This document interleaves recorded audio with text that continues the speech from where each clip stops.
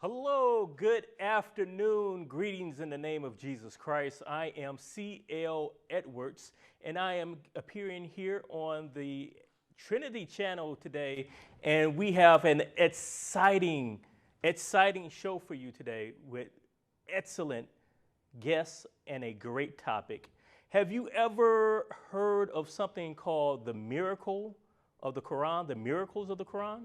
Have you ever been on YouTube or any other of these video channels and seen a video presentation or a debate regarding how they are undeniable scientific miracles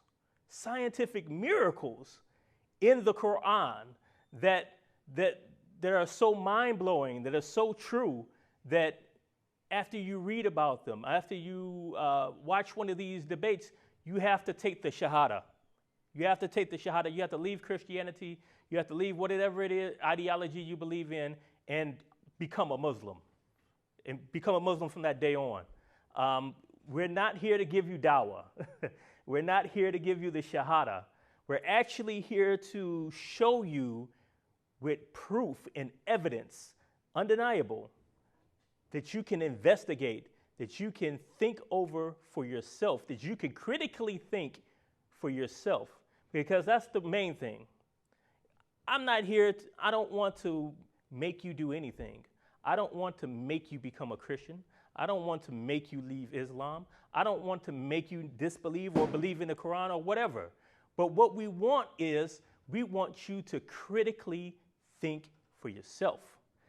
And we're going to present evidences and arguments for critical thinking on the topic of whether there actually are scientific miracles or not in the Quran, and whether the claims about science about the Quran can be trustworthy. Can you put your trust in these claims? Are these trustworthy? Can you trust that this is from God and that this will get you into heaven, and this will not get, this is going to keep you from hell? Because that's a serious thing. That's a serious topic to have to put your trust into. So you have to make sure that you're putting your trust in the truth. Now, let me introduce two of my guests that I have with us tonight. One of our guests is the brother Christian Prince. Christian Prince.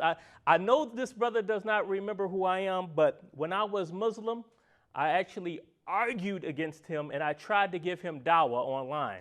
I know he doesn't believe. I know he doesn't remember me. This is many years ago, but I tried to give him dawah once, and I tried to get him to come to Islam. Our brother is a speaker. He is a apologist extraordinaire, and he's an author. He has authored 2 books.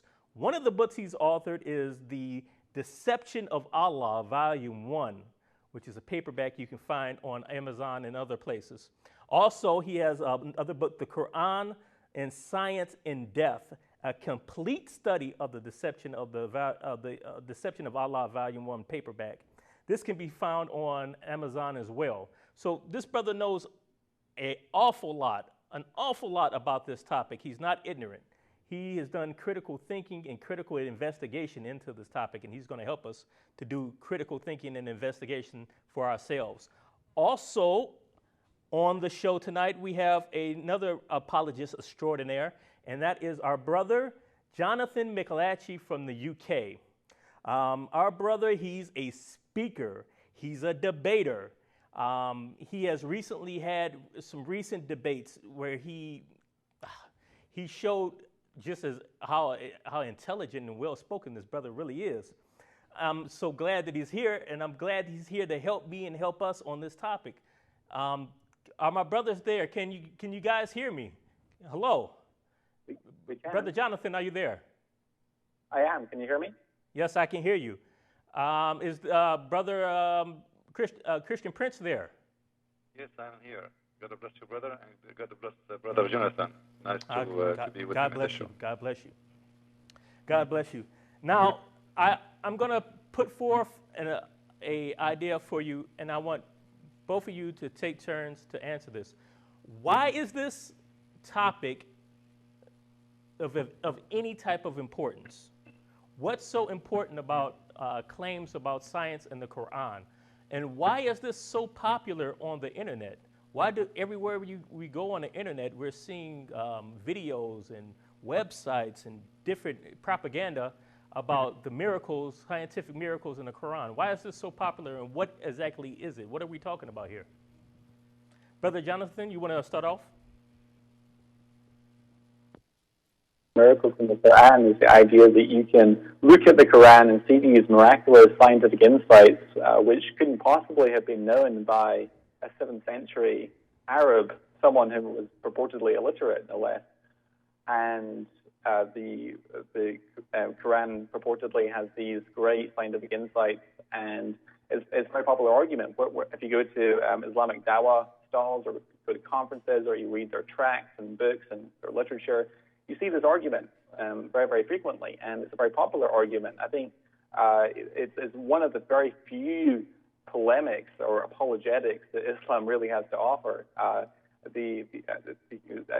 In our modern era, where we're confronted by modern skepticism, there's this tremendous pressure on people to produce evidence for why they believe what they believe. And so the argument from scientific miracles in the Quran really is an attempt on the part of the Muslim community to really clutch at something which they can use to demonstrate the truth, the veracity of Islam, and to demonstrate that the Quran is in fact the revealed word of Allah. So that's the reason I think why it's so popular. Unfortunately, when one reads the Quran, it just simply doesn't stand up. Now, Brother Christian Prince, I offer the same question to you, because you have done a lot of ministry and a lot of work on the internet. So I know that you are very familiar that this is a very popular topic on the internet now, and you've written a book on the subject. Can you tell us what is this all about, and why is it why do you think it's so popular? Why is it being used so much in dawah?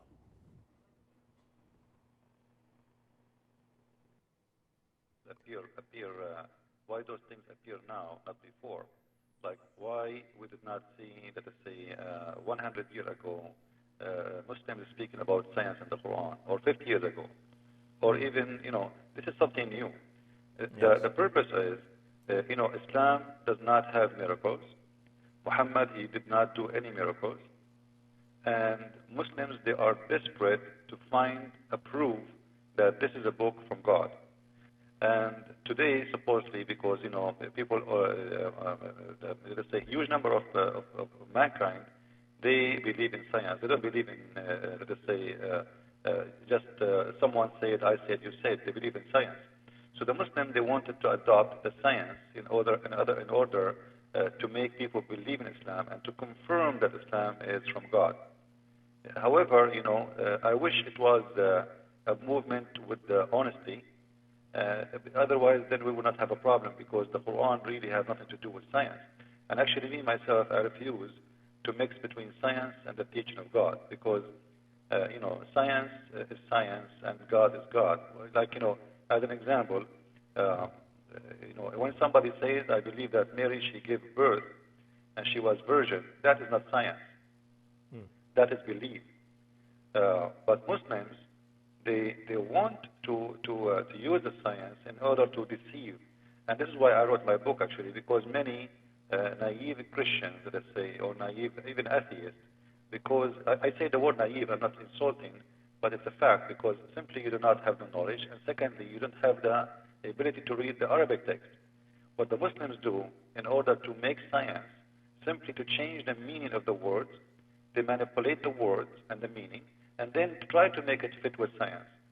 And you, as an English-speaking person who do not know, you go with it because you are assuming that if somebody, he grow a beard, and he speaks the truth. Like we trust those people who they are religious, supposedly, because supposedly they are people of God, and they are people who love God, and they will be decent. But this is not the case in Islam. In Islam, you are allowed to lie. It's not a shame to lie, and it's not against the teaching of Islam to lie. Actually, the more you lie, the more Allah loves you. Even Muhammad himself, he said a Muslim is allowed to lie in 3 cases: to his families, to his friends, and to his enemies. So who's left? Lying is not a problem for Muslims, and as long the purpose for them is supposedly good, which is to convert you to Islam, So lying is blessed. Like if you go to chapter 2, verse 2225 in the Quran, it says Allah even will not take you accountable for your false oath. So even false oath, a Muslim can swear by Allah in front of you. Allah will not punish him for that false oath because He judge him by his heart, not by his tongue. Which means he can say something to you, taking an oath by Allah's name, and to convince you in something. But Allah still will not judge him by that oath, but He will judge him what he meant in his heart. So a Muslim, he meant in his heart is what? He meant that he want to convert you to Islam. So Allah will not judge him by the lie he did. He will judge him by the reason. The reason he want to convert you, that's a good reason supposedly. So your lie is valid, it's fine. So we want people to see that there is a lot of deception here, and this is not a truth about science. And you know what? We are in the show here. I offer a friendly challenge for all Muslim scholars, including let us mention some names like Shabir Ali, Noor Khan, Zakir Naik, etc. Mm-hmm. All those who take the stage to debate me in this topic specifically. And you will notice that those names, they never debate someone who speaks Arabic. They debate only, with my respect to my brothers and sisters, American or England or it doesn't matter, but they know that if you speak Arabic, you have a power they don't have, which is deception. Which means you will not let them go with the deception they play always.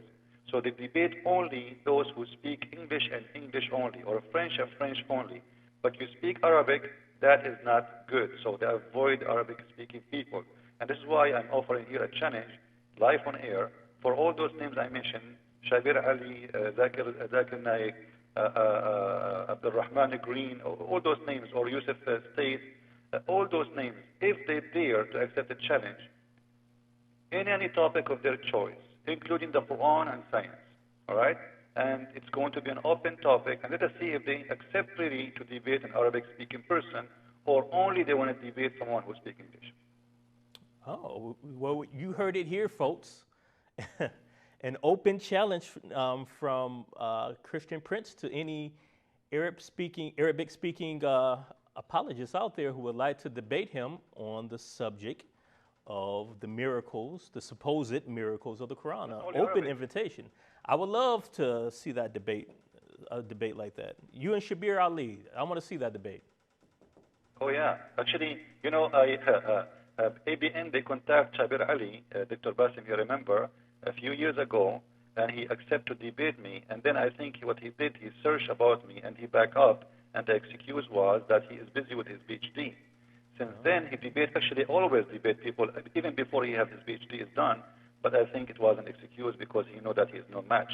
So this is why he backed down, and he sent an email to ABN, says, I apologize, I'm busy with my PhD. So those people actually, my offer, not only for those who speak Arabic, by the way, anyone who claims to be a scholar, I want to show everybody that none of them is a scholar. As an example, you ask a Muslim without mentioning a name, because I don't want to make it like I'm attacking a person. Mm-hmm. You ask a Muslim any question, you have to repeat the question 50 times, and still he will not answer you. And Shabir Ali is one of them. He go in circles, he never answer a question, and he claimed that he gave you the answer when the fact he never answered anything.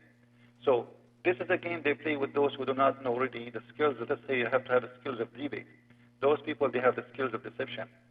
So we as a Christian, we don't deceive, and we are not allowed to lie. Even the Lord, he ordered us either to say yes, yes, or no, no. Now, if you ask yourself, why Jesus said yes, yes, or no, no? What the purpose? Because if you are always decent, and you should be always decent, so why you want to take an oath? But a Muslim, he have to take an oath in order to prove that he is supposedly honest, because simply he always can lie, as Muhammad, he gave him the right to lie in 3 cases. And yet the Quran says, as we showed you in chapter 2, verse 2 to 5, that Allah will not take you accountable for your false oath, because still at the end of the day, He judges you by the heart. Which means even the oath is a false oath. It's okay. In Islam, cannot be a Muslim, he cannot be trusted. In chapter 3, verse 28, it says, if you go to the interpretation of Ibn Abbas, it says that a Muslim, he is not allowed to take a Christian or a Jew as a friend, but unless it is for the sake of protection. So he speaks to them friendly in a nice way, but his heart dislikes this. This is allowed. So a Muslim is taught since he's a child.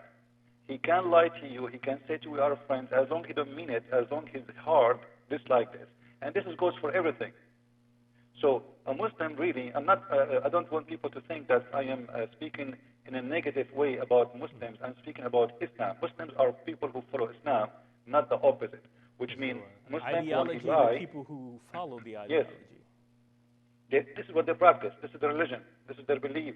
So I'm not putting Muslims down. I'm talking about Islam. I believe they are victims of this religion. Amen. So let me ask both of you brothers again, before we go further into maybe some specific arguments that are used in dawah to try to prove that there are these scientific miracles in the Quran and breaking them down. What exactly is science? I'm a carpenter. I'm a truck driver. I'm just an office worker at the house. I don't really know anything about any of this stuff. I don't know the meaning of any of these words. If some guy with a beard and a kufi comes up to me telling me that there's scientific miracles, how am I? I don't. Maybe there are. Who am I to say that there's no scientific miracles? What exactly is science then, and what exactly is the deception? Where is the deception taking place when we have people giving dawah or we have people online doing Islamic apologetics? Can we start off with our brother Jonathan? Would you like to answer that question? Sure. Well, science basically derives from the Latin scientia, which means knowledge, is the quest for knowledge. Science is predicated upon the scientific method, which is to say that we form hypotheses and as we observe the world, and we test these hypotheses, and we form conclusions, and scientific hypotheses become a scientific theory is basically a network of scientific hypotheses which are organized in a conceptually systematic way. And so you can have a network of hypotheses, which in turn becomes a theory, and different hypotheses can be falsified, and so that's the idea of the scientific method. So there's different areas within science. I'm a biologist, for example, and there's also physics, and each discipline of science has subdisciplines within it. For example, cosmology would be a subdiscipline of physics, and so forth. So that's what we mean by science. One question that I like to ask my Muslim friends when we're talking about the argument from supposed scientific miracles in the Quran is, how would you falsify this argument, right? It seems to me, as I read the Quran, that there are plenty of scientific blunders, very obvious scientific blunders in the Quran, which militates very strongly against the hypothesis that this comes from some divine source. So how would you falsify this argument? I mean, if we're talking about supposed scientific insights, well, what happens when you have a scientific blunder? And how would you demonstrate that you have a scientific blunder in the Quran? Is it possible to demonstrate that you have a scientific blunder in the Quran? What evidence cannot falsify? Evidence cannot demonstrate. I mean, if there's no way to show that a particular argument is false, then that argument can't be used to demonstrate what you're trying to demonstrate. So that's, I think, a real problem with the whole way in which this argument is framed. Okay. Thank you for that answer, brother. Brother Christian Prince, I think you heard the question. I can repeat it if you need me to. What is real science? What's the difference between science and what these Islamic apologists and people who are giving dawah are talking about? What is science? Can you give us your view on that? Yeah, simply, when we say science, we are talking about what is discovered to be a fact, as scientists they claim. However, for me, myself, I don't really go blindly by science, because what is science today, it might be a stupid thing tomorrow. As an example, scientists in the 17th century, who they used to be scientists, today most of what they said or they taught is something funny and it's not smart. But at that time they were called scientists. So science is a movement of a human being looking for answers, and I don't really follow it blindly because, as I said, it can be today, they call it a fact, but tomorrow it can be not. Like there's many theories scientists they adopt, and by time they found it's not really a fact, they were wrong, or at least they were wrong about part of it. So science is something changeable, it's not really fixed, but let us say there's major things is already proven and everybody agree upon, and that I can call the science. However, Muslims, they have their own way of science, which means they have two colors for their science, which means there's things they will never mention.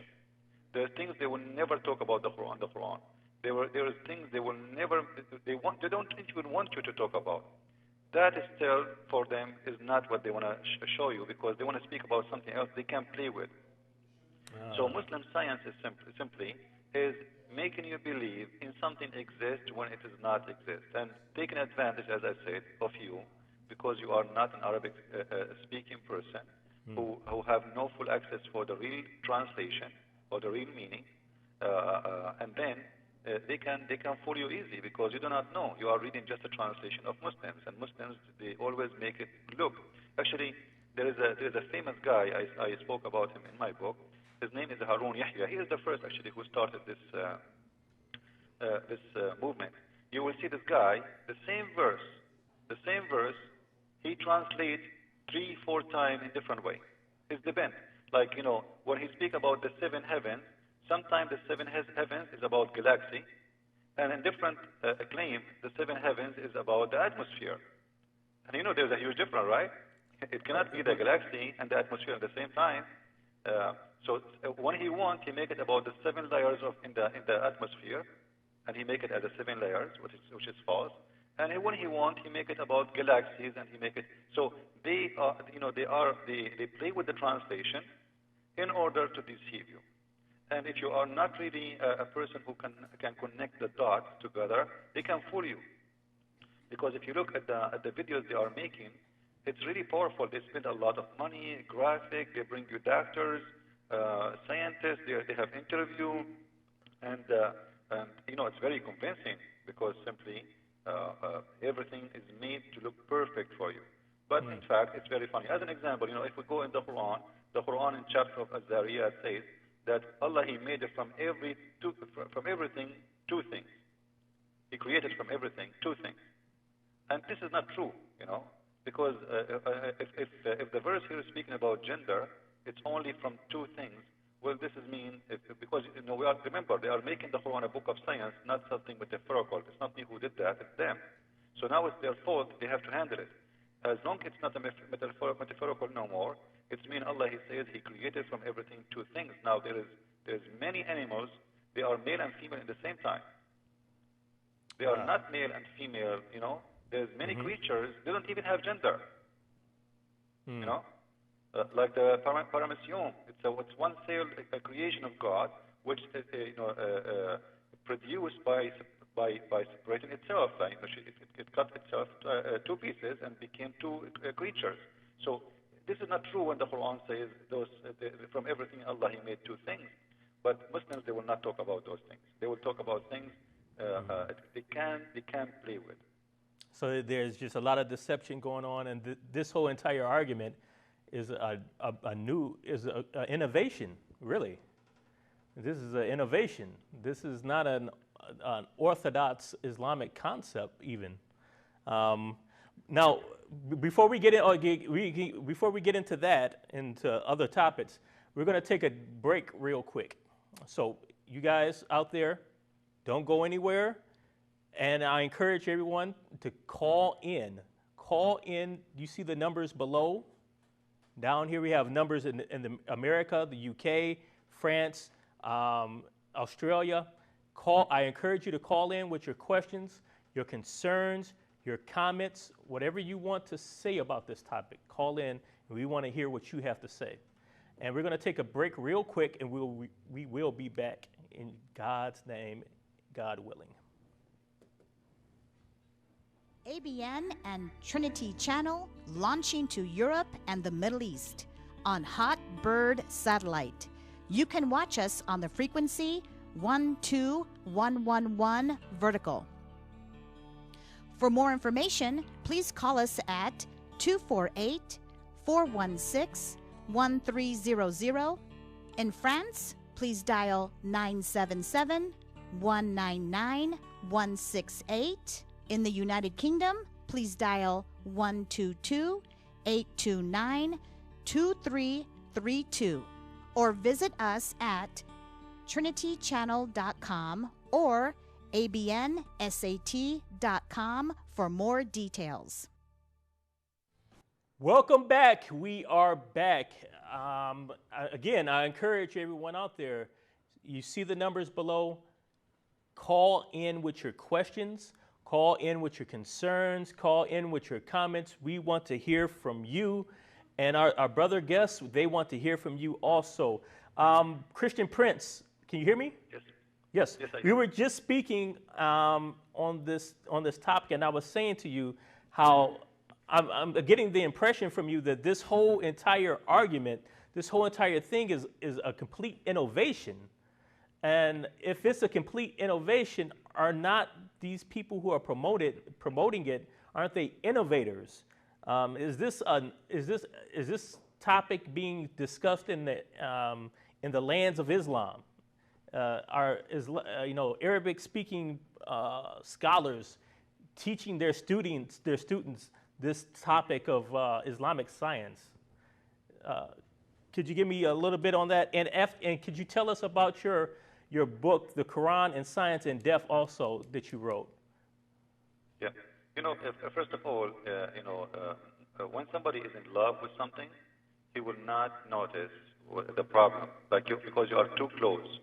So Muslims, because they are in love with their religion, and they are willing even to accept the lies, they know that there's a lot of exaggerating, they know there's a lot of manipulating for the meaning, and nobody talk about it because simply, as long as it's for the benefit of Islam, they go with it.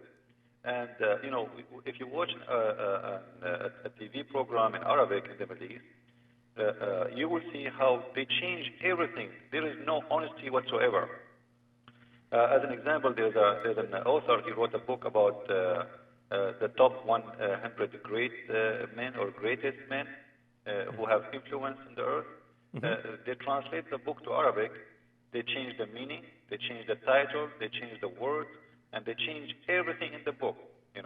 And they make it as if the book is speaking about Muhammad as the most honest person in the world, and Islam is the only true religion. When the whole book has nothing to do with this, So let me give you an example about the Islamic countries' education. When I was in school, the history teacher was teaching us about Arabic scientist, and he mentioned a name of an Arabic or Arab scientist. His name is Al-Khawarizmi. And then, me myself, as a person who grew up in the Middle East, I didn't know what this Khawarizmi means. What Khawarizmi? This is not an Arabic word. At that time, I was really very young, a kid, So I said, sir, what Al-Khawarizmi mean? He said, Al-Khawarizmi, he called this way because he's born in Khawarizm. I said, where's Khawarizm? He said, this is, at that time, it was part of Khorasan and Iran, etc. So I said, so he's born in Iran, but he is in the Arabic section of the Arabic scientist? Just because he is good for them, they try to make him an Arab. He is not an Iranian no more. So here you see there's dishonesty in education. And the guy is born in different country, in a country don't speak our languages, a country has nothing to do with the Arab, and they want to make him an Arab because simply he's good. 100 years from now, we will see a Muslim writing in their history books that the founder of Apple company, Joe, he was a Muslim, and he was an Arab. The fact, this guy, he don't belong to Islam, have nothing to do with it.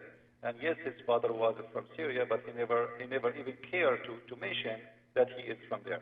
So they always, try to win reputation. And reputation, it doesn't matter if they win it by honesty or dishonesty. This is not a question now.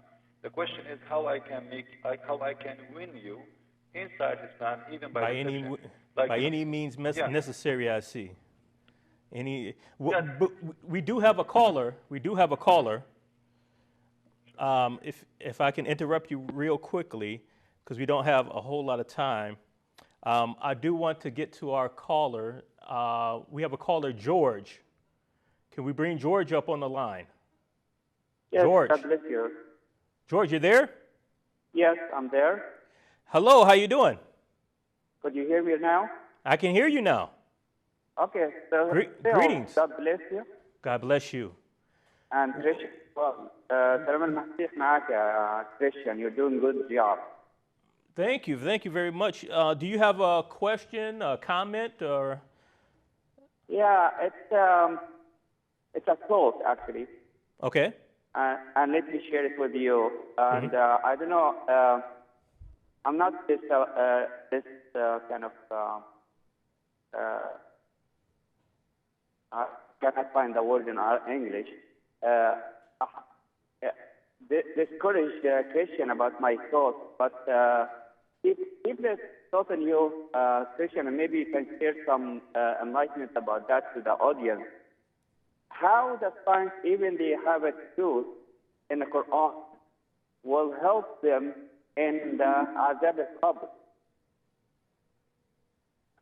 and how they will help them in everybody gonna go to hell in the beginning, and how they're gonna help them if Muhammad himself not ensuring his salvation, and he knows his father and mother will be in hell. Keep going, guys, and I hope you have time to share some enlightenment for people to know, to the Muslim American. They believe there is Azab Qabr in there when they die. So I hope they can search for that as well. Yes. Yes, we do know that the ideology of Islam, the religious ideology of Islam, is a religion that does not guarantee any type of eternal life or salvation for its adherents. And you make a good point that the miracles, the supposed miracles, believing in the supposed miracles of the Quran still does not give you eternal life, and it still doesn't offer you any type of guarantee that your sins will be forgiven, that you have a passage into Jannah, into heaven, and not into hell. This whole idea about this Islamic science, this lying and exaggerating in order to prove that the Quran has miracles in it, does not accomplish much. Now, Christian Prince, before we get into I want to get into some specific Islamic claims about miracles in the Quran. But before that, I wanted to give you a chance to tell us about your book, The Quran and Science and Death and the Deception of Islam. Could you tell us about those two books real quickly? The second book, which is as we're talking about science, Quran and Science and Death, is to refute all and debunk all the claim the Muslims they have about science. And whoever read my book will see I don't even speak from my own. I'm just showing the true words as it is, even the interpretation of Muslims, which is proving that everything is a fabrication. So simply it's a book to refute. During the refute, by the way, like I present many stories, which is nothing but a fairy tale stories in the Quran, which is very funny, and Muslims do not, like, how come the Muslim, they don't talk about the flying carpet of Solomon? Or Solomon, he died and he stayed in his stick for almost a year, you know? What is the science in this? And then he fell down because the worms ate his stick, his staff, he was standing on it. How come the Muslims don't speak about Solomon? He have a minister, and he is a bird, and his part-time is to look for women for Sulaiman. How come Muslims don't talk about the genie? He took the rank of Solomon, and he was able to be the king because he cloned himself, looked like Solomon. When Solomon he went to the bathroom, he left his ring with his wife, and then the genie, which is Satan, He came to his wife in the look of Solomon. He asked her for the ring back, and by having the ring, he became a king. And then Solomon became homeless.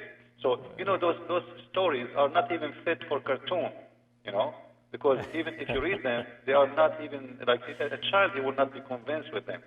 So why Muslims don't make movies about those things? How come they try to ignore those things? And they only put their, because either this book is a book of science, and this book always speak about science, or this book is not. So how come they don't want to mention those at all? We don't see any one of them, speak about it. And if they speak about something, they cut the rest of the verse. Like as an example, when it's come to the flying carpet of Solomon, Harun Yahya, he mentioned that Allah is giving control to Solomon for the wind. And then he said, maybe this verse is speaking about predicting that in the time we will have, we will have airplanes. And you will notice how many times he used the word maybe. Since when the science is based on maybe? But if we go to the story, we will see that the story has nothing to do with airplane. It was a flying carpet where the wind carried the carpet, and this carpet, do you know, by the way, how many chairs this carpet can take? How many people? This carpet, do you have any information about it? No, how many people can this going to take? 600,000 chairs for a human being. Oh. In the top of it, not only this, all his kingdomship of arms, weapons, and soldiers, and his animals, and his goats, and his chickens, all of those, they would be flying in the top of the flying carpet. So Muslims, they will never unique. Speak about this. So that's, wow. Why? Wow. Yeah. That's very unique. Very unique flying carpet.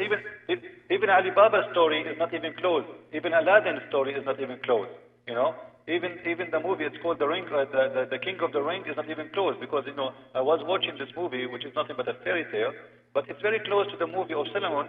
Here we go, and this guy, he lost Solomon, he lost his ring, and then he is not a king no more. Oh my God. So since when the power of God, it is in the ring? You know what I mean? That's that doesn't sound like science to me. But we have a caller, so let's get. I want to get to our next caller because we don't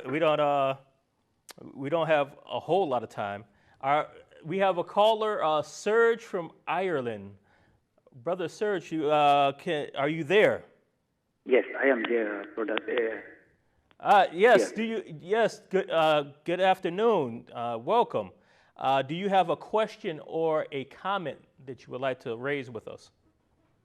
No, I do not have a question, but I may be having a comment, and I would like to thank you guys first for inviting brother CP on air and thinking of us in Europe, because this is a bit good time for us.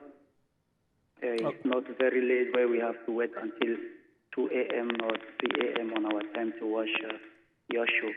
And I can only say kudos to everything you guys are doing, and may God bless you. Talking about the Christian Prince books, I will recommend that.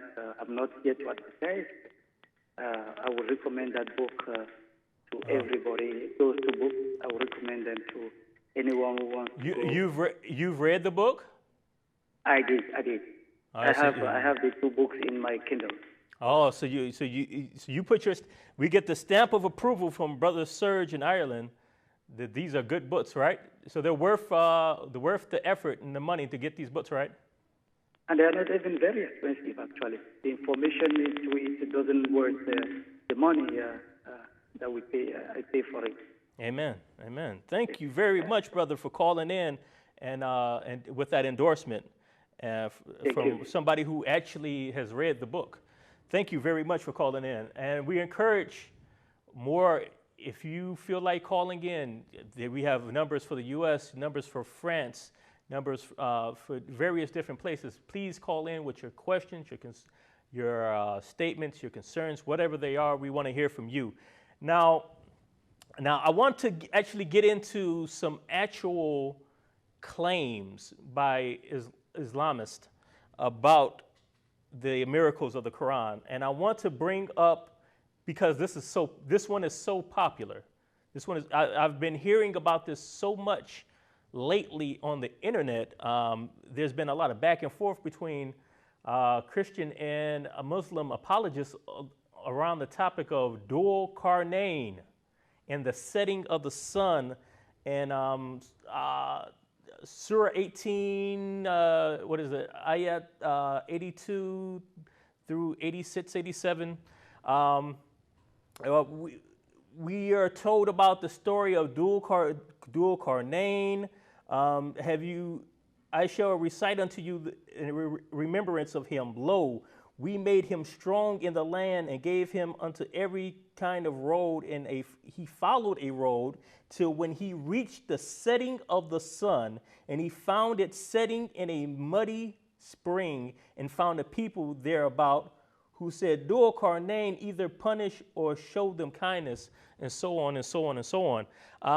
And there are a lot of claims about who exactly Dual Qarnayn is, but this verse, is this scientific? Is this scientific knowledge? What is the controversy behind this verse? I would like to first address this to our brother Jonathan McLatchie. I know that you have recently did a YouTube video on this topic with Brother Jay Smith.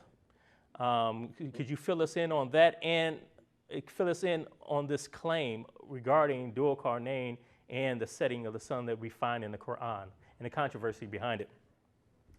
Right. The video series you're referring to is a video series that were recorded in Poland with myself and Jay Smith, where we talk about various of these supposed scientific miracles in the Quran and also some scientific wonders that appear in the Quran. One of the issues that we discussed there is this issue of dual Qarnayn in Surah 18, verse 86, as you have read.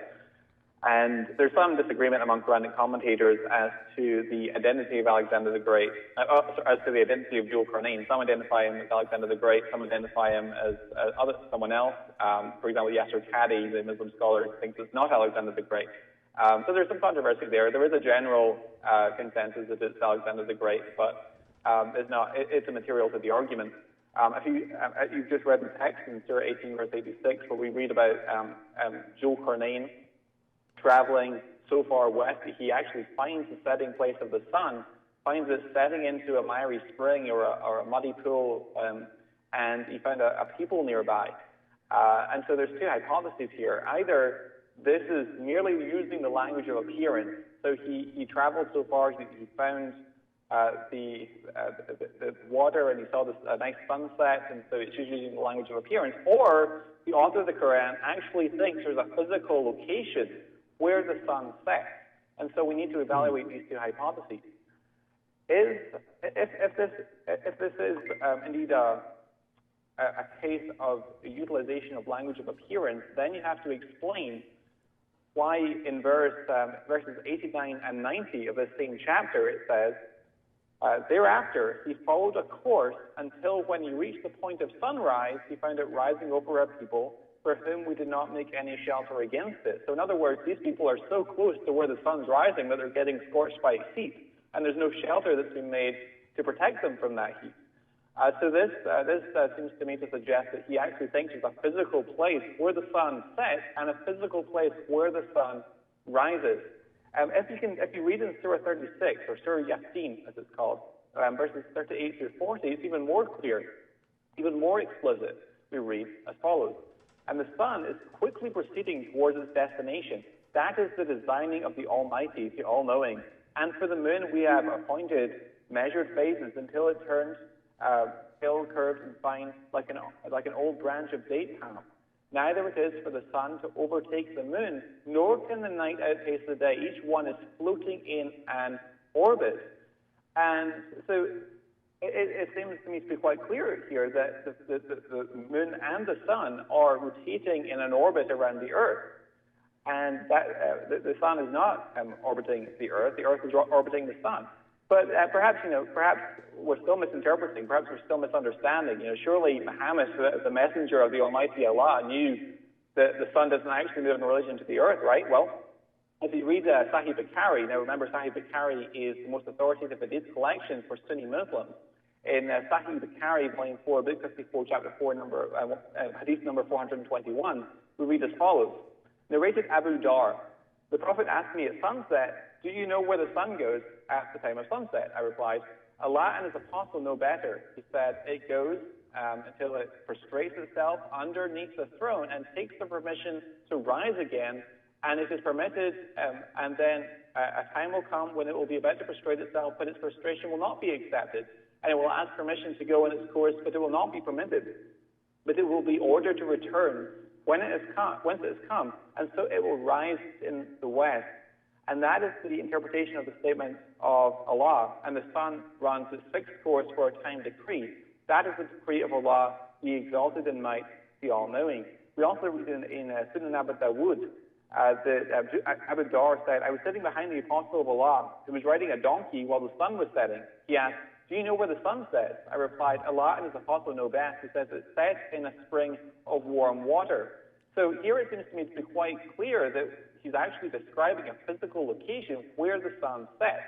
Now, to be clear, I'm not necessarily saying that these hadith traditions, I'm not necessarily imputing these hadith traditions into the mouth of Muhammad.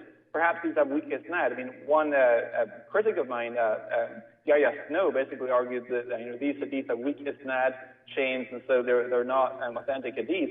But even if that's the case, I'm not necessarily, my argument doesn't rest upon Muhammad actually having said these actually being authentic hadith narrations. I'm merely using those hadith narrations to demonstrate that this is how the earliest Muslim generations understood those texts. And so it seems to me to be quite a damning case against the science in the Quran argument that Muslims use. Well, now I've heard many apologists try to. Some have said that particular hadith is it can't be trusted. It can't completely be trusted. I've heard others say that regardless, it's still just a hadith. We put our trust in the Quran. I've heard I've heard a Muslim scholar, a very famous Muslim scholar in Saudi Arabia, he said it didn't really matter because this is information of the unseen world that came from Allah, and only Allah knows, and who are we to even question it? So I've heard various different things. Can you explain to us and our audience, especially to our Muslim audience, from a critical thinking standpoint, why is this so important? Why is this a big deal? So what? So what if people in 1,500 years ago believed the sun set into the water? That's what people, that was 1,500 years ago. People were ignorant and backwards back then. We have more scientific knowledge now. So what? That doesn't mean it's not morally true, or there's some spiritual goodness in there for me that can lead me to a better place. Could you explain to us why is that important? Right, sure. Well, this comes down again to a fundamental difference in the Muslim versus the Christian understanding of inspiration. We as Christians believe that the Bible is theonistos, to use the Greek, that means God breathed. That's what 2 Timothy chapter 3, verses 16 and 17 tells us, that the scriptures are God breathed, and they're useful for teaching, correcting, rebuking, training in righteousness, that the man of God may be thoroughly equipped for every good work. Whereas, but we believe nonetheless that the Bible was written down by men, and you can see the personalities of the authors of the various biblical books coming through in the writing. And we don't believe that it's literally the inscribed Word of God. We don't believe that God literally inscribed the Bible, or that it's an eternal word that was sent down from heaven. We believe that it was inspired, and God used men as instruments in order to write His Word, which is the Bible. With the Quran, on the other hand, in Islamic theology, they understand the Quran as being literally the word of Allah Himself. They believe that the Quran is inscribed in tablets in heaven and paradise, and the Quran was simply revealed to Muhammad by the angel Jibreel, starting in December of 609, and it was delivered piecemeal through until 632 when he died. So if one was to demonstrate a scientific error and inaccuracy in the Bible, I happen to be a biblical inerrantist, but inerrancy could be demonstrated to be false, and it wouldn't demonstrate that Christianity was false. I would just revise my theology of inspiration. Whereas with the Quran, that option does not exist for the Muslim. If there's just simply one scientific blunder or one historical mistake, then it doesn't just cause you to alter, modify your theology of inspiration. Islam is false. I would also argue that there is a difference between a potential scientific error and a demonstrable scientific error. So I would argue that one could make the case that there are arguable scientific errors in the Bible. I would argue that there are alternative explanations, however, of those texts which do not make it a scientific blunder. Whereas with the Quran, I would argue that those alternative interpretations do not exist, and you can actually argue very forcefully, exegetically from the text and the early commentators that these are real scientific blunders, and there is no escape route for the Muslim. So the claims of scientific miracles are actually challenges that come back on the one making the claim to critically think about the origins of the Quran. And where, if you're going to making claims about the Quran being the word of Allah, as you said in your little bit earlier, I have never heard a Muslim say that they believe that the Quran was the God-breathed word of God. That's not a claim of Islam. Christian Prince, can you hear me? Christian Prince, can you hear me? Yes, I hear you. Yep. Yes, I do. Now, we've been talking about this issue of dual Qarnayn and the setting of the sun. I wanted to ask you, over the years, I'm pretty sure that you have debated and argued with various people about this very claim. Did you happen to write about this in your book? And what have been some of your experiences with speaking to Muslims regarding the claim about dual Qarnayn and the setting of the sun? Yes, actually, first, when you speak about Zulqarnain, the Muslims, they make a miracle out of it, and they say that Zulqarnain, he reached, he keep going until he found people where the sun set, but those people, they have nothing cover them. And they say this was the North Pole, because why it says nothing is covering them? Because the ozone is very thin there. So look how they lie to people. They make it as Alexander the Great, he went to the North Pole, and there it says he found people who have no cover upon them, and that was the ozone, which is very funny, claim, because Alexander the Great, why anyone anyway want to go to the North Pole? And how can an army at that time can go all the way to the North Pole? And who lived in the North Pole? And those people who live in the North Pole, they have nothing covering them. They wear the fur of a bear, So they create a false fiction. They change the whole meaning of the word, and instead of being an error and a disaster, suddenly it became a scientific discovery. Suddenly it became about the ozone, and suddenly it became about like something amazing. How the Quran knows. So the same as the Quran speak about the sun, he found the sun sitting in the murky water. The same as we see that he found people who they have no cover upon them. But people do not connect the information together. You need to remember that Muhammad, he taught his followers that Allah throne, when Allah he created everything, he was even before he created the earth and the heaven. There was nothing. Muhammad, he says there was nothing, but Allah and his throne was above the water. So the water was before the earth, and the throne was before the water. and Allah's throne is in the top of the water. So when our brother there, he mentioned the hadith about the sun go from point A to point B, because Muhammad, he asked about there. And by the way, this is a very strong hadith, this is not a weak hadith. And he asked him, do you know where the sun goes? He said, I don't know, the prophet, he knows. So then he told him that the sun goes and puts straight into the throne of Allah. But if you connect that information, you will find why Muhammad is saying that.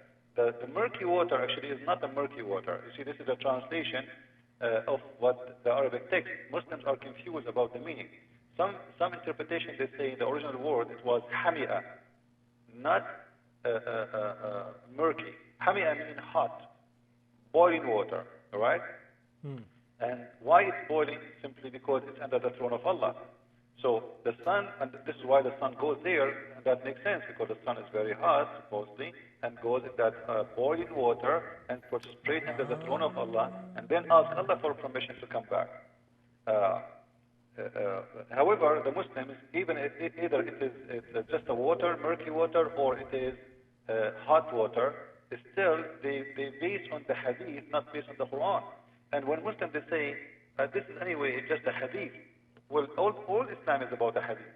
If we take the hadith out, where is the Quran?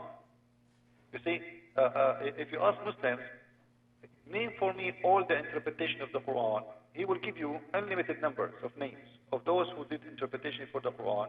Some of them, they are very famous, like Al-Tabari, Ibn Kathir, Al-Qurtubi, etc. But you will not find one interpretation.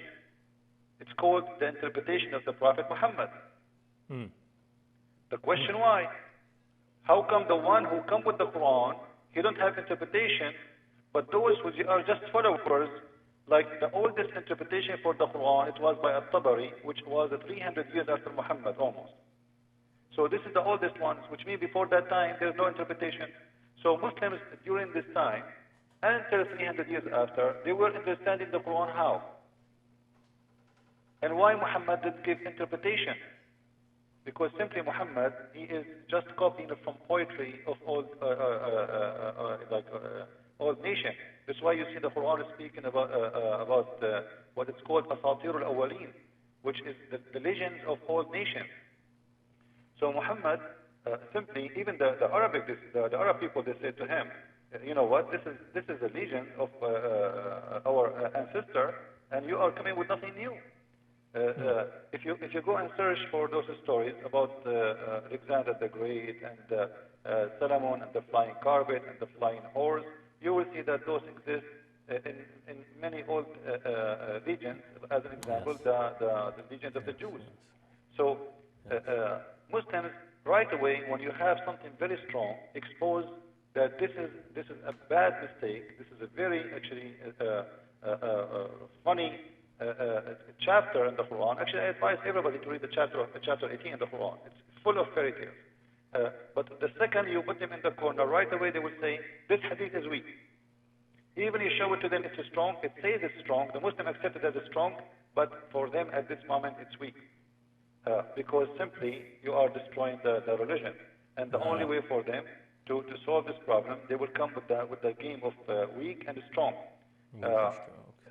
But you know, the weird thing about Alexander the Great, Alexander the Great, when he arrived to those people, you will notice Allah is speaking to him. You know? And the strange is that Allah spoke to Alexander the Great, but he never spoke to Muhammad. You will see the Quran says, Allah, he said to Alexander the Great, either punish them or let them go. Okay? How come Allah never spoke to Muhammad? How come Allah always sent Jibreel? But Allah never to Muhammad, Allah never spoke to Muhammad, but he is willing to speak to Alexander the Great. But yet the Muslims, they say to us that Muhammad is the greatest prophet between all mankind. That's a great theological question. That's a great theological question. I've heard that question before. I still haven't heard an answer yet. I don't think I ever will hear an answer. What is unique about Alexander the Great to the point Allah want to speak to him, but he don't want to speak to Muhammad? You know? And a Muslim right now, they try to say to you, this is not Alexander the Great. In fact, all the interpretation books, it says that he is a Roman man. The Prophet of Islam, he said, this man is a Roman man. He is the one who built the city of Alexandria. So guess who's going to be? Obvious, right? It's Alexander. But the Quran called him a name, which is very funny too, because maybe people do not notice. Dhul Qurnayn is a person who have two horns in his head. When they asked Muhammad why he was like called this way, he said, because when he came to his people to convert them to Islam, they beat him in his head, and he died, and one horn come off, like of his head. And then Allah, he raised him from death.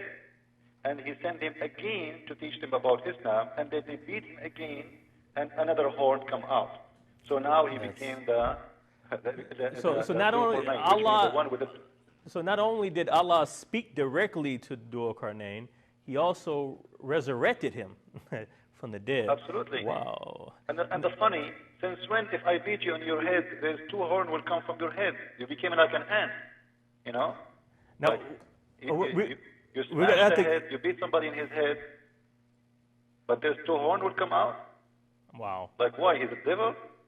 You know? We're gonna have to come back. We're gonna take a break real quick. When we come back, I want to bring up the Quran, Surah 78, 6-7, the issue about the mountains having pegs in the grounds to create stability from shaking.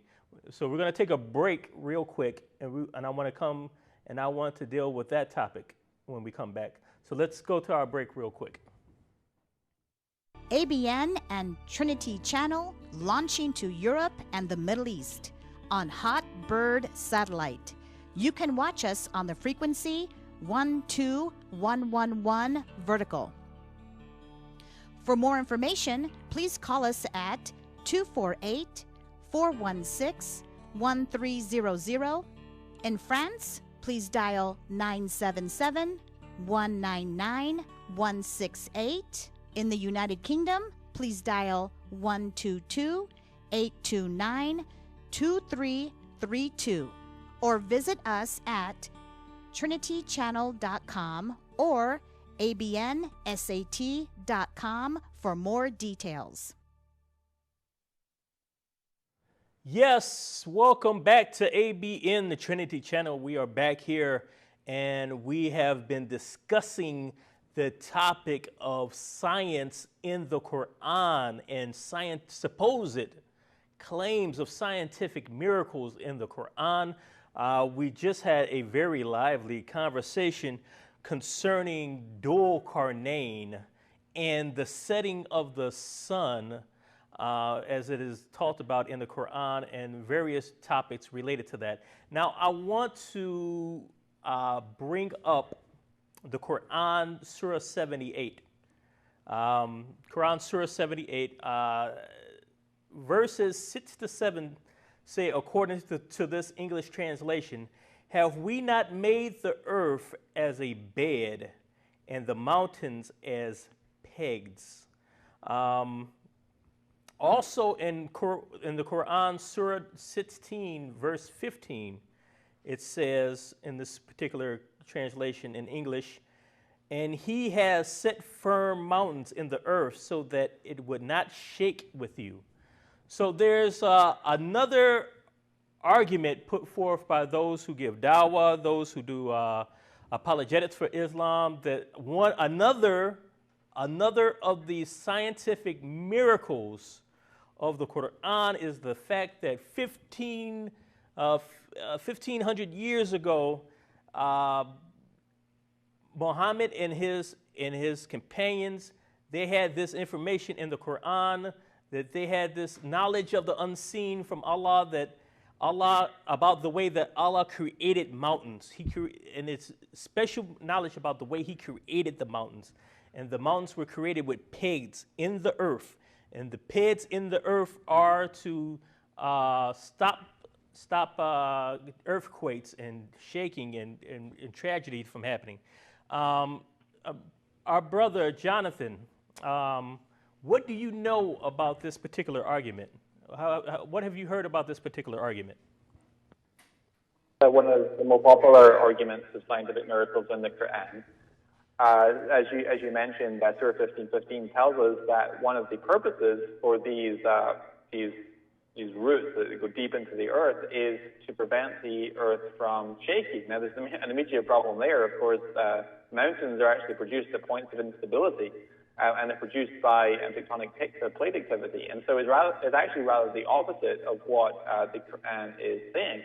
They're produced at points of instability, and they're not for the purpose of ensuring stability. These texts that you mentioned, both in Surah 15:15 and Surah 78 verse 7 and 79 verses 32 and 33 and so on, tell us that basically the mountains are described almost as like tent pegs. But are mountains stamped into the earth, bang? No, the mountains actually are produced from within the earth itself, and they're actually pushed out from the earth rather than being stamped in like a tent peg would be stamped into the earth. And so this argument seems to me to be, quite frankly, clutching at straws. It just doesn't hold up. I think that a Muslim who makes this argument really is rather desperate. So you wouldn't recommend this one for dawah? No, most certainly not. You wouldn't recommend this one. Oh my goodness. So we have roughly 15 minutes here, so we don't have a lot of time. Brother Christian Prince, I want to get your input on this particular topic. Have you heard of this argument? Have you heard of this claim? And what's your input on it? For sure, all those claims, they are, but we need to understand that even the mountains are not just a piece of rocks. According to Islam, mountains are believers. If you go and read the Quran, chapter 33, verse number 72, you will see Allah, He says, "Inna aradna al-amata ala al-samawati wal-ard wal-jibali fa-abayna." Allah, He introduced His trust to the sky and to the earth and the mountains, but they refused. What is the trust? It is Islam. So Allah, He offered Islam to the sky, to the earth, and to the mountains. But they refused. And the human being, and continue the verse saying, and the human being, he accepted, and he was a fool. So the one who accepts Islam in this verse, chapter 33, verse number 72, is a foolish man. And the smart one in here is the sky, the earth, and the mountains. Why? Because they refuse to trust Allah in Islam. And here we will know, we will understand, that according to this, mountains, and it's not just a solid object, it's a believer. Because the Quran teaches not a metaphorical meaning, but the Quran teaches really that rocks, as an example, Muhammad, when he walks in the street, rocks, they say, "Assalamu alaikum" to Muhammad. And this is why Muhammad, he says, that the black stone is going to witness to Muslims in the judgment day, and is going to have ears and tongue and eyes. And whoever touch her is going to witness for him about his sin. So we need to understand that in Islam, they believe that rocks are living creatures like us, and they are Muslims, and they worship Allah, and even they will have tongues, some of them, or maybe all of them they have. In the judgment day, they are going to talk, and they are going to be saying things. Even they will deliver your sin. But in here, as long as we are mentioning about this, Muslims always speak about Islam. It's a religion against discrimination. If you remember the story of the black stone, there's a very strong hadith. Every Muslim agree about it. It says that the black stone used to be white like milk, but because the sin of the sons of Adam, it turned to be black. And here we need to remember, so rocks or mountains or any kind of rocks, it's going to be infected by sin too. And this means they are like us. In the same time, you have to connect why the rocks was white, and then the sin make it black. Why it's not the opposite? Simply because Islam being black, the reason for it is the sin. This is why the white stone was white like milk, as Muhammad said, and the sin of Adam turned it to be black. So this is a very clear evidence of that you are a black person. It means you are a very bad sinner. And you are a white person, you are not a sinner person. This is why the stone was white and turned to black. Otherwise, why not red? At least red is the color of hell, right? The fire. So why black? You know, and this is why the Quran speaks too about in the judgment day, يوم تبيض وجوه وتسود وجوه. The day where faces will be white and faces will be black. Why? Because simply, if you go and read the interpretation, it says that Allah in the judgment day is going to turn every Muslim as a white and every non-Muslim as a black.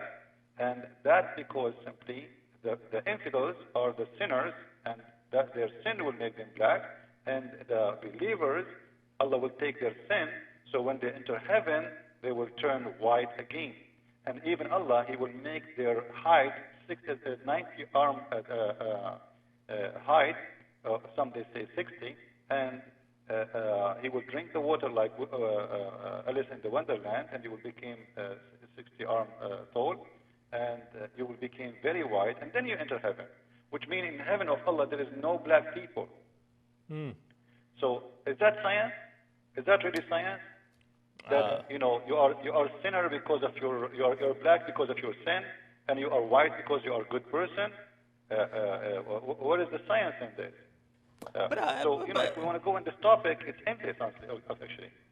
But Christian Prince, I was told by someone, I was told that Muhammad, he came with the solution to racial problems, and that you know, one of his companions happened to be a slave, and you know, he gave equal rights to his companions.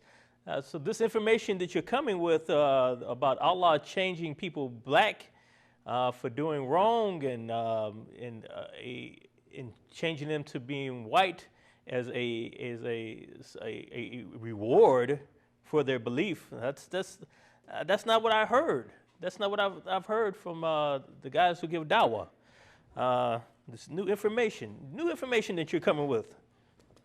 Well, maybe we should make a topic about it, you know, because even Muhammad, he says, if you go to the book Kitab Sahih al-Bukhari in Arabic version, page number 538 and hadith number 1518, you will see that Muhammad described that the devil who is going to come and he is going to try to destroy the Kaaba, he will pluck it out stone by stone.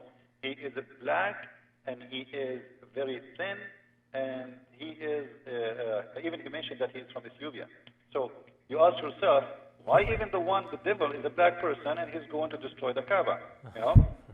So obviously, and even Muhammad, as an example, he said, kill the dogs, black dogs. So one of the companions of the Prophet, he said to him, Prophet, what distinguishes a white dog from black dog from yellow dog? He said the black dog is the devil. And this is the words of Muhammad. And I challenge any Muslim to say this is not true. So I want to ask, is that scientific? That dog, white dog is a good dog. Is that what science says? Or it's based on discrimination, false information of colors, judgmental brain that I am white, I'm good, you are black, you are bad. And, you know, even dogs, Muhammad did not leave them alone. And this is absolutely proof that there is no science in Islam. And you know, I don't want to forget that we can talk about many things in the science. As an example, the creation of the baby, how he created him, how the Muslims they lie about those verses. But sadly, the time is short, and maybe we need to make a special series of show. Speaking about maybe each time about 1-2 cases. This way Christians and Muslims. Remember, Muslims think we are talking against Islam because we hate Muslims. This is false. We love Muslims. We want to show them that there is a lot of deception here, and this is, you know, I consider Islam as the biggest scam ever the earth met. This is a scam. You know, ask yourself a very simple question. There's a God, his name is Allah. If I believe in him, he will give me 70,000 little boys and a lot of women for sex. This is absolutely a scam. That sounds downright demonic. It's not good. It's not too good to be true. It's not reason. It's too ugly to be true. Why? Because just speak about colors, right? Like imagine God will enslave for you, will create for you slaves, even in the heaven. those slaves, some are designed for sex and some are designed for servant, as Muslims they claim. So imagine this God, they call him Allah, the God of justice. He will designate 70,000 little boys just to serve you, as Muslims they claim. That is a child abuse, a crime against humanity, and this God is really strict. And imagine you have 7 boys in your house to serve you. They will drive you crazy. Boys should be served, they should not be servants. But Muhammad, because he is speaking to Arab community, and he promised them that they will have sex with their wives, so he has to promise them with boys who will not create jealousy. A boy who will come inside your bedroom, even if you are having sex with your women, he will not make you upset if he see you. He is just a boy. So Muhammad simply is speaking to the desire of man in a satanic way, and making his promises, which is very ugly, as if it's very beautiful. It's a river of honey, river of milk, but at the same time, he put between the poison, it's okay to accept the slavery. Because, having women for sex is a slavery. And this is not slavery for temporarily, it's a slavery for eternity. Now, if you ask a Muslim, what is the guilt of those boys? Guess what? Many of them, they will say, those boys are not Muslims, those are the children of the Christians and the Jews, and the kuffar. Allah will make them servants for the Muslims. Is that justice? That sounds ridiculous.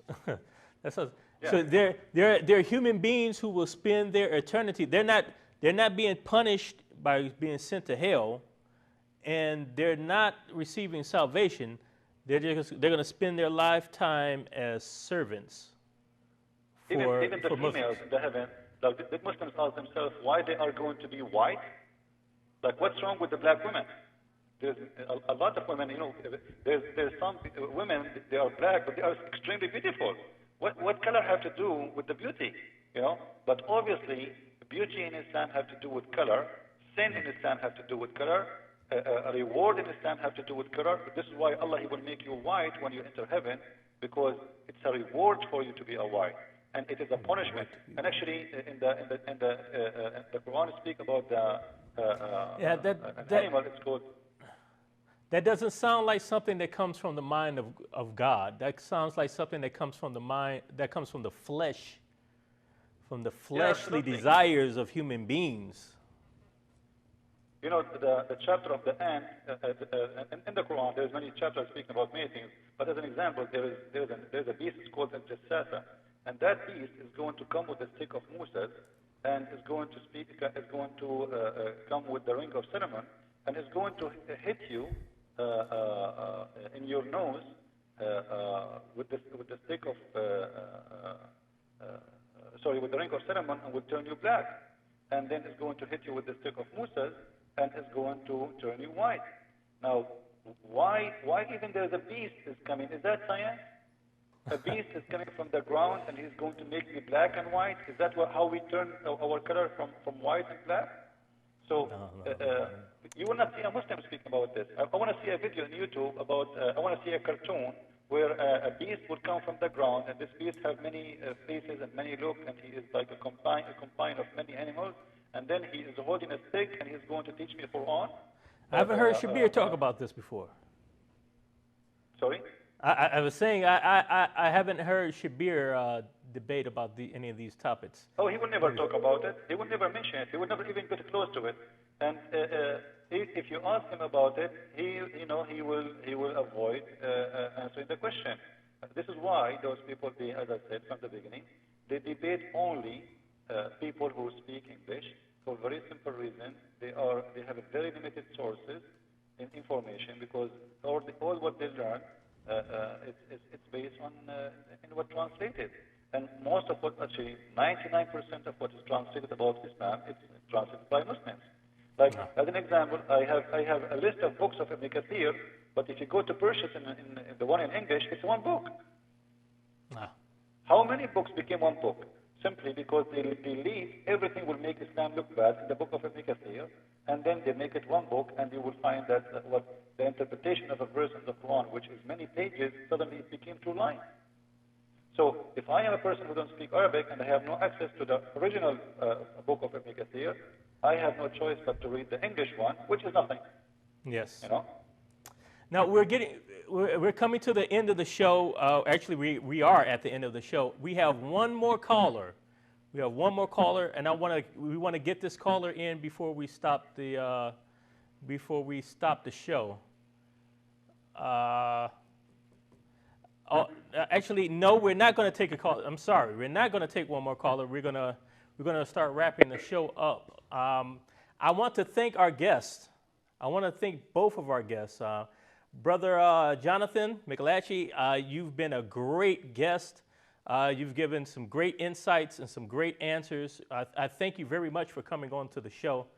I pray that the Lord blesses you in your ministry and blesses you in your apologetics. I know you're doing a national apologetics conference coming up on the Trinity and other topics, and I just pray that the Lord bless you. And would you like to give a last word? Would you like to say goodbye to the audience before we get out of here? And we'll go to Chris after that. Yeah, it's been great being here. Thanks for having me on the program, and I look forward to future shows this week. And good to meet you as well, Christian Prince, and thank you for your great contributions to today's program. Thank you very much. And Brother Christian Prince, we thank you very much for coming on the show and your insight and the knowledge that you brought to this topic. We thank you very, very much. Can you hear me? I think he's there. Yeah, but if he can hear us out there, we thank you very much for coming on the show. And we hope to see you on some further shows. And we thank everyone out there in the audience for tuning in.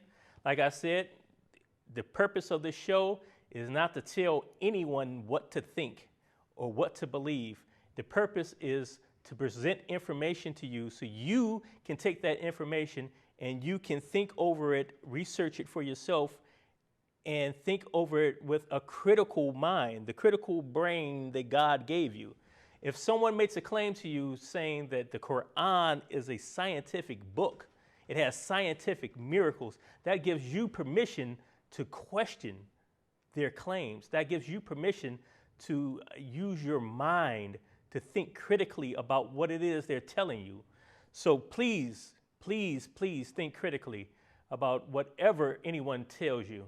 And I just really want to bless everyone out there. Thank you for tuning in, and keep tuning in for the rest of the week. We're going to have more great topics, more great shows, and more great guests. Thank you very much.